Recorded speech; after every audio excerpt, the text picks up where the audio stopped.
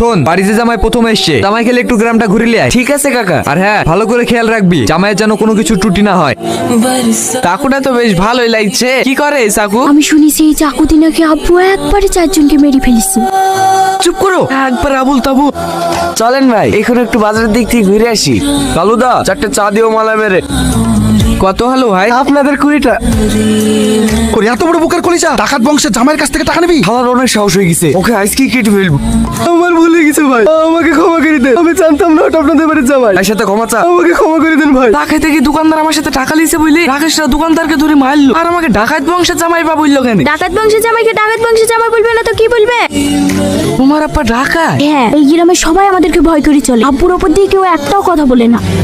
সব থাকলো আমার পেটেই ডাকাত বাড়িতে গেলো। বেশ কদিন বড় ধরনের বাড়ি পাইনি, আজকে একটা বড় হাত মারতে হবে।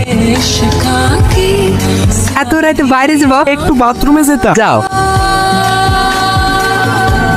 কি গো, এত তাড়াতাড়ি চলে আসলে যে? হয়ে গেল? বাইরে তোমার আব্বু বন্দুক নিয়ে বসে আছে। বসে আছে এত আবার ভয় পাওয়ার কি আছে? আমার যা হয়েছে আমি জানি। শালা এই বাড়িতে কি বেগে দিয়েছে পড়েছি। আজ রাতের মধ্যে ওর কাজ শেষ করে দিতে হবে। আপনি বললে ওকে এক্ষুনি কেটে গঙ্গায় ভাসিয়ে দেবো। কি হলো, ব্যাগ গুছাইছো যে? আমি আর এক মুহূর্তে এই বাড়িতে থাকবো না। তোমার আব্বু আমাকে মারার প্ল্যান করছে। কি সব আবল তাবল বলছো? আব্বু তোমাকে কিসের জন্য মারতে যাবে? আমার মন গেলে আসো, আমি চললাম। কোথাও যাচ্ছে নাকি বা? না না, আমি আবার কোথায় যাবো? চলো খেলি বা। আজকের ভিতরে মধ্যে এই বাড়ি থেকে কেটে উঠতে হবে। কে রে? কে ঢুকলি ভিতরে? তাড়াতাড়ি বাইরে আয়, তাহলে কিন্তু দরজা ভেঙে ফেলবো। এ সাল্লু, তাড়াতাড়ি গেটটা ভাঙ।